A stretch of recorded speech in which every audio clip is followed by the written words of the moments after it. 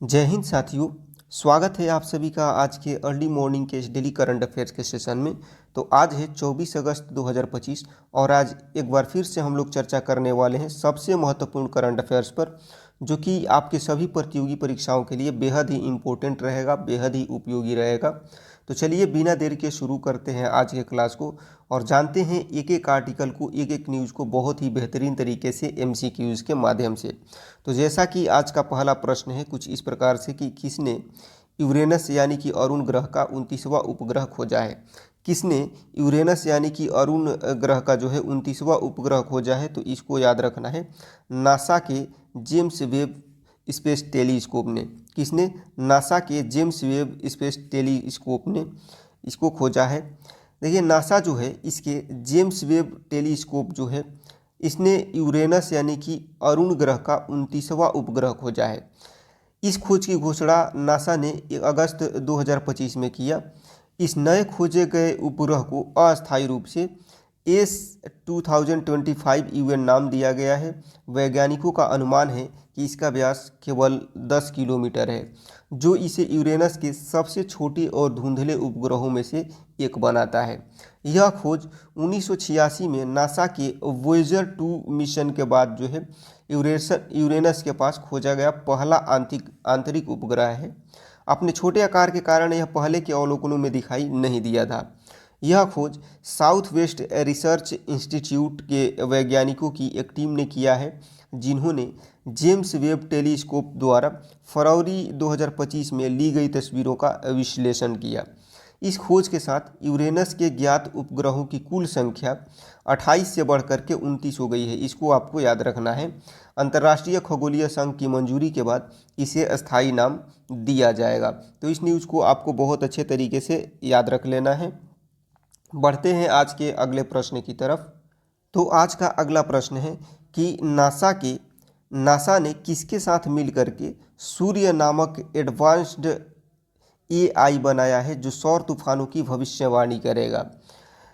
NASA जो है इसने किसके साथ मिलकर के सूर्य नामक एडवांस्ड AI बनाया है जो सौर तूफानों की भविष्यवाणी करेगा। तो इसको याद रखिएगा IBM के साथ। किसके साथ मिलकर के? IBM के साथ मिलकर के। इसके बारे में जानते हैं विस्तार से। नासा ने IBM के साथ मिलकर के सूर्य नामक एक शक्तिशाली आर्टिफिशियल इंटेलिजेंस मॉडल विकसित किया है। यह अंतरिक्ष के मौसम की भविष्यवाणी करने के लिए बनाया गया है। यह AI मॉडल नासा के सोलर डायनेमिक्स ऑब्जर्वेटरी द्वारा पिछले कई वर्षों में इकट्ठा किए गए सूर्य के करोड़ों चित्रों और डेटा का विश्लेषण करता है। इसके आधार पर यह सौर तूफानों, सौर ज्वालाओं जैसी घटनाओं का अनुमान लगाता है। सूर्य AI जो है किसी भी खतरनाक सौर तूफानों के आने की सूचना लगभग 2 घंटे पहले दे सकता है। शुरुआती परीक्षणों में इसे मौजूदा भविष्यवाणी के तरीकों से लगभग 15 से 16% ज़्यादा सटीक पाया गया है। इसका मुख्य लक्ष्य है पृथ्वी पर मौजूद टेक्नोलॉजी को सौर तूफानों के प्रभाव से बचाना, जैसे कि satellite, power grid, GPS navigation और संचार प्रणालियाँ। नासा और IBM ने इसे एक ओपन सोर्स प्रोजेक्ट बनाया है ताकि दुनिया भर के वैज्ञानिक जो है इसका लाभ उठा सके। तो इन सभी बातों को ध्यान में रखिएगा। बढ़ते हैं अगले प्रश्न की तरफ। तो अगले प्रश्न की बात करते हैं। तो हाल ही में धर्म या आस्था के आधार पर हिंसा के पीड़ितों की याद में अंतर्राष्ट्रीय दिवस कब मनाया गया? हाल ही में धर्म या आस्था के आधार पर हिंसा के पीड़ितों की याद में अंतर्राष्ट्रीय दिवस जो है कब मनाया गया? तो इसको याद रखिएगा 22 अगस्त को। कब मनाया गया? 22 अगस्त को।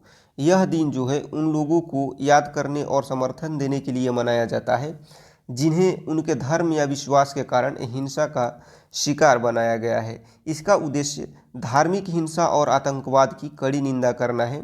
संयुक्त राष्ट्र महासभा जो है इसने 28 मई 2019 को पोलैंड द्वारा प्रस्तावित एक प्रस्ताव को अपनाकर इस दिवस की घोषणा की।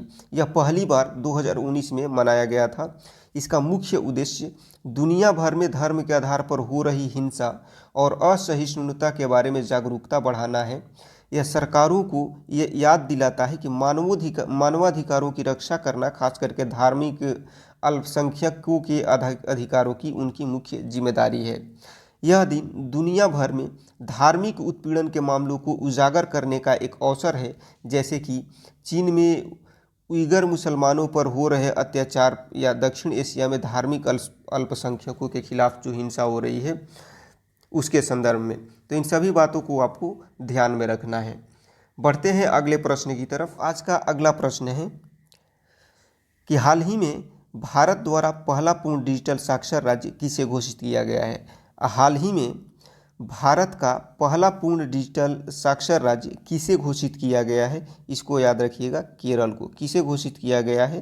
केरल को। जानते हैं इसे थोड़ा विस्तार से। केरल जो है इसको भारत का पहला पूर्ण डिजिटल साक्षर राज्य जो है घोषित किया गया है। यह घोषणा मुख्यमंत्री पिनराई विजयन ने किया। इसका मतलब है कि राज्य के अधिकांश नागरिकों को इंटरनेट और डिजिटल सेवाओं का उपयोग करने की बुनियादी जानकारी है। यह उपलब्धि डीजी केरलम प्रोजेक्ट के माध्यम से हासिल की गई। इस अभियान के तहत लगभग 80 लाख से ज़्यादा परिवारों का सर्वे करके 21 लाख से अधिक डिजिटल रूप से निरक्षर लोगों की पहचान की गई और उन्हें प्रशिक्षित किया गया। स्वयंसेवकों ने लोगों को स्मार्टफोन का उपयोग, व्हाट्सएप और यूट्यूब जैसे ऐप चलाना और ऑनलाइन बिल भुगतान जैसी ज़रूरी चीज़ें सिखाई। इस अभियान में 100 साल से अधिक उम्र के वरिष्ठ नागरिकों ने भी हिस्सा लिया। इस अभियान की प्रेरणा पुलमपारा पंचायत से मिली, जो कि भारत की पहली पूर्ण डिजिटल साक्षर पंचायत बनी थी। अब केरल का यह मॉडल पूरे देश के लिए एक उदाहरण बन गया है।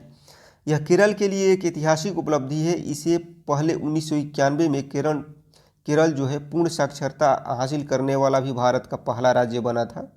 राष्ट्रीय स्तर पर भारत में केवल 38% परिवार ही पूरी तरह से डिजिटल साक्षर हैं। तो इन सभी बातों को आपको ध्यान में रखना है। अगले प्रश्न की ओर बढ़ते हैं। तो आज का अगला प्रश्न है कि हाल ही में जसविंदर भल्ला का 65 वर्ष की आयु में निधन हो गया। वे कौन थे? हाल ही में जसविंदर भल्ला का 65 वर्ष की आयु में जो है निधन हो गया, वो कौन थे? तो इनको याद रखिएगा, ये पंजाबी अभिनेता और कॉमेडियन थे। क्या थे? पंजाबी अभिनेता और कॉमेडियन थे। ये है जसविंदर भल्ला। ठीक है, इमेज में आप देख सकते हैं, ये है जसविंदर भल्ला। ये पंजाबी सिनेमा के एक दिग्गज अभिनेता और मशहूर कॉमेडियन थे। उन्हें एक अनूठी कॉमिक टाइमिंग और व्यंग से भरे संवादों के लिए जाना जाता था, जिससे उन्होंने पंजाबी मनोरंजन जगत का एक अमिट छाप छोड़ा। अभिनय में आने से पहले वे पंजाब एग्रीकल्चर यूनिवर्सिटी में प्रोफेसर थे। उन्होंने 1988 में कॉमेडी कैसेट छन काटा 88 से अपने करियर की शुरुआत की और जल्द ही पंजाबी सिनेमा का एक जाना पहचाना चेहरा बन गए। उन्होंने कैरी ऑन जट्टा सीरीज, जट्टा एंड जूलियट, माहौल ठीक है और जीने मेरा दिल लुटिया जैसी कई सुपरहिट फिल्मों में काम किया। कैरी ऑन जट्टा में उनके किरदार को खास तौर पर सराहा गया। 22 अगस्त 2025 को मोहाली के फोर्टिस अस्पताल में ब्रेन स्ट्रोक के कारण उनका निधन हो गया। उनके निधन से पंजाबी फिल्म इंडस्ट्री और उनके प्रशंसकों में शोक की लहर है। तो इसको भी आपको ध्यान में रखना है और याद रखना है। तो उम्मीद करता हूँ आज के सभी प्रश्न जो है आपको बहुत बेहतर तरीके से समझ में आ गए होंगे। तो क्लास आपको कैसा लगा कमेंट सेक्शन में मेंशन करना नहीं भूलिएगा। अगर अच्छा लगा हो तो लाइक करिएगा, हेल्पफुल लगा हो तो दोस्तों को शेयर करिएगा ताकि वो भी इसका फ़ायदा उठा सके। और यदि आप हमारे चैनल पर नए हैं, आपको लगता है कि हम आपके प्रतियोगी परीक्षा की तैयारी को और बेहतर बना सकते हैं, तो चैनल को सब्सक्राइब करना ना भूलें। मिलते हैं नेक्स्ट क्लास में, तब तक के लिए सबको जय हिंद।